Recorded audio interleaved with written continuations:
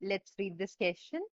The question says, explain the concept of economic liberalism which developed in Europe in the 18th century. तो ये question हमसे बोल रहा है कि इकोनॉमिक लिबरलिज्म के कॉन्सेप्ट को एक्सप्लेन करो जो कि 18th सेंचुरी यूरोप में डेवलप हुआ था, और explain any four ideals of liberal nationalists in the economic sphere. या लिबरल नेशनलिस्ट जो थे इकोनॉमिक स्फेयर में, इनके कोई भी चार आइडियाज को एक्सप्लेन करो, और interpret the concept of liberalization in the field of economic sphere during the 19th century Europe. या फिर लिबरलाइजेशन के कॉन्सेप्ट को इकोनॉमिक स्फेयर की फील्ड में एक्सप्लेन करो 19th सेंचुरी यूरोप के कॉन्टेक्स्ट में। तो ये एक और वाला क्वेश्चन है, और बेसिकली तीनों क्वेश्चन का मतलब सेम ही है कि हमें इकोनॉमिक लिबरलिज्म के बारे में बात करनी है। ठीक है, now coming to the key concept of the question, we are going to talk about economic liberalism होता क्या है। ये एक पॉलिटिकल और इकोनॉमिक आइडियोलॉजी है। अब आइडियोलॉजी क्या होता है?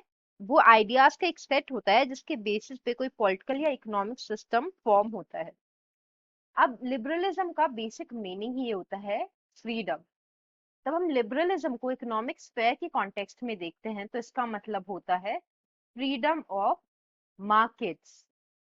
इसका ये भी मतलब है कि स्टेट ने जितनी भी रिस्ट्रिक्शंस लगाई हैं गुड्स या कैपिटल की मूवमेंट पे, उन सारी रिस्ट्रिक्शंस का एबोलिशन, खत्म होना। सो बेसिकली इकोनॉमिक स्फेयर में लिबरलिज्म का मतलब है freedom of market and abolition of state imposed restrictions on the movement of goods and capital. इसके अलावा ये जो सिस्टम होता है ये फेवर करता है एबोलिशन मल्टीपल करेंसी सिस्टम का, कि मल्टीपल करेंसी सिस्टम ना हो, वो खत्म किया जाए। साथ ही साथ ये भी सपोर्ट करता है कि जो मेजरमेंट सिस्टम है वो कॉमन रहे, एक कॉमन वेइंग और मेजरमेंट सिस्टम हो, ताकि ऐसा ना हो कि एक जगह पर कोई और तरीके से मेजरमेंट्स हो रही है, किया जा रहा है चीजों को, और थोड़ा दूर चलोगे तो दूसरा मेजरमेंट सिस्टम फॉलो हो रहा है। तो ये सिस्टम सपोर्ट करता है कॉमन वेट और मेजरमेंट सिस्टम को। Plus, it also supports creation of a unified economic territory. So, the final answer to the question was as follows. Hope you understood it well. Best of luck. Thank you so much.